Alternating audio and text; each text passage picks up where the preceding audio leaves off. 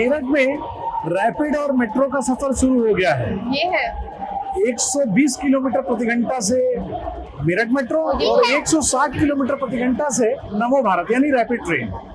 आइए हम अभी शताब्दी नगर स्टेशन से चलते हैं मोदीपुरम की ओर। हमारा सफर बेगम पुल तक का होगा और हम आपको और भी चीजें इस यात्रा के बारे में बताएंगे। आज दोपहर में ही प्रधानमंत्री नरेंद्र मोदी ने इस ट्रेन की शुरुआत की है। ये देखिए स्वचालित दरवाजे अपने आप खुलेंगे।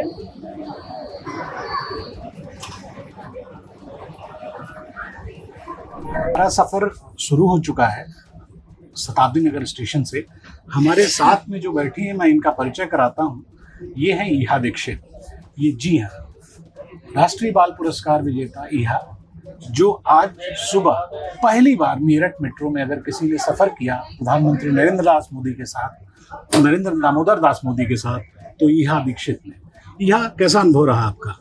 मेरा अनुभव बहुत ही ज़्यादा अच्छा था और नरेंद्र मोदी जी के साथ मेट्रो जो है मेरठ मेट्रो में सफ़र करके पहली बार बहुत अच्छा लगा। पूरे मेरठ में से हम 5 छात्राओं को चुना गया, जिसमें से एक मैं थी और उनके साथ बैठ के मेरठ मेट्रो में सफ़र करना बहुत ही ज़्यादा खुशनसीब मौका था मेरे लिए।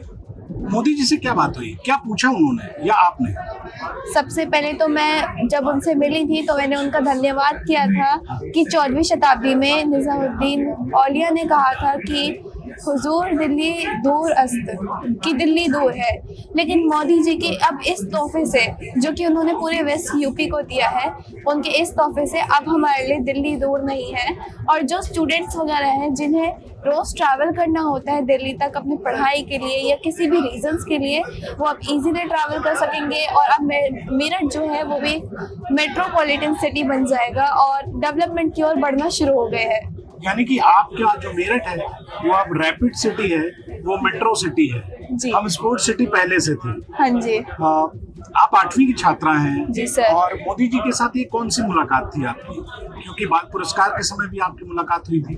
जी सर, ये मैं मोदी जी से तीसरी बार मिली थी और जब मैं पहली बार मिली थी तब मैं 6 वर्ष की थी और तब मुझे प्रधानमंत्री राष्ट्रीय बाल पुरस्कार मिला था मोदी जी से, जिस समय उन्होंने मेरे को ये अपने ऑटोग्राफ की घड़ी दी थी और मैंने आज तक इस तोहफे को संजो कर रखा है। और अभी भी मैं उनसे मिली थी तो वो मेरे को पहचान गए थे और बोले थे कि अरे ईहा, आप इतने बड़े हो गए हो, क्योंकि मैं 6 वर्ष से अब 12 वर्ष तक का मेरा सफ़र था तो मैं अब बड़ी हो गई हूँ। तो कह रहे थे कि आप ऐसे ही काम करते रहिए, बहुत अच्छा लगता है। यहाँ हम आपसे बातचीत जारी रखेंगे। मैं चाहूँगा कि मेरे साथी थोड़ा शहर के दूसरे हिस्से को भी दिखाएं।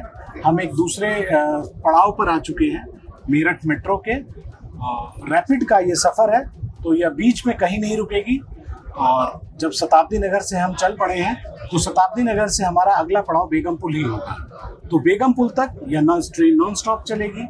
आज हम पहली बार मेरठ में इस ट्रेन से सफ़र कर रहे हैं। आज हमारे यात्री ट्रेन से सफ़र कर रहे हैं। यहाँ आपने कहा आपके साथ 5 और छात्राएं थी जी। हमने वीडियो में भी उन बच्चों को देखा। क्या बातचीत हुई उनकी, क्योंकि आपने सुना ही होगा। जी सर, तो मोदी जी ने उनसे फ़ायदा पूछा कि उनको इस रैपिड ट्रेन से क्या क्या फ़ायदे होंगे। तो हर एक जो छात्रा थी उन्हें कोई कह रहा था कि वुमेन सेफ्टी बढ़ जाएगी, कोई कह रहा था कि डेवलपमेंट की ओर बढ़ेगा मेरठ, और जो कोई भी चाहता था कि आगे चल के यूपीएससी की तैयारी करे या अपना उन्हें ट्रैवल करना होता है दिल्ली किसी भी पर्पस से, तो अब उनका ट्रैवल बहुत इजी हो जाएगा और वो किसी भी समय आराम से इस मेट्रो में सफ़र कर सकेंगे। तो इसलिए हम मोदी जी का धन्यवाद कर रहे थे और हमने काफ़ी अन्य सवाल भी पूछे एजुकेशन से रिलेटेड कि हमें अब आगे चल के क्या करना चाहिए।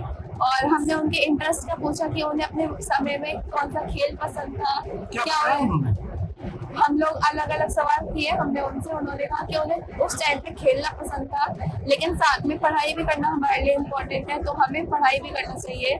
और पढ़ने के लिए भी उन्होंने हमें काफ़ी सारी टिप्स दी जिससे हम लोग खेलते भी रहे और पढ़ते भी रहे, हमारी पढ़ाई भी डिस्टर्ब ना हो। तो आप आज का जो अनुभव है, आपने उस समय भी ट्रेवल किया, आप फिर ट्रेवल कर रही हैं जी।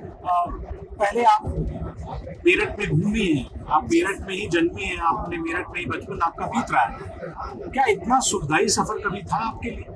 नहीं सर, अब अभी तक तो बिल्कुल नहीं था, क्योंकि जब रोड से ट्रैवल करते थे तो काफी टाइम लग जाता था एक जगह से दूसरी जगह जाम की वजह से। लेकिन अब जब ये मेरठ मेट्रो और नमो भारत चल पड़ी है तो इसकी वजह से अब हम बहुत जल्दी अपनी मंजिल तक पहुंच पाएंगे, और जो एक्स्ट्रा टाइम हमारा जो टाइम अब सेव होता है हम उसको अपनी पढ़ाई में या किसी और काम में यूज कर सकते हैं। देखा आपने, यानी जैसा कहा वैसे ही अन्य बच्चों के लिए भी, हमारे दुकानदारों के लिए, हमारे उद्यमी के लिए, हमारे अन्य श्रमिकों के लिए, हमारे जो रोजमर्रा में जो लोग आते जाते हैं उनके लिए भी रैपिड सफर को बहुत आसान करेगी। सुबह जो बच्चों को बहुत जल्दी निकलना पड़ता था, अब रैपिड की वजह से शायद देर से उनको घर से स्कूल जाना पड़े, और स्कूल से जो घंटों उनको लगते थे वापस आने में, चूंकि मेरे पास छात्रा बैठी है, मैं स्कूली बच्चों की बात कर रहा हूँ, बहुत आसानी से वो आ सकेंगे। यही हमारे जो उद्यमी वर्ग है, जो हमारे व्यापारी वर्ग है, बहुत बड़ा व्यापारी वर्ग है मेरठ का, बहुत महत्वपूर्ण है, तो उनके लिए भी बहुत आसान हो जाएगा। और हम देखिए बात करते करते आपको पता भी नहीं चला और हम शताब्दी नगर से बेगमपुल की तरफ आ गए हैं। यह महत्वपूर्ण स्टेशन है और बेगमपुल मेरठ का सबसे बड़ा व्यापारिक क्षेत्र है।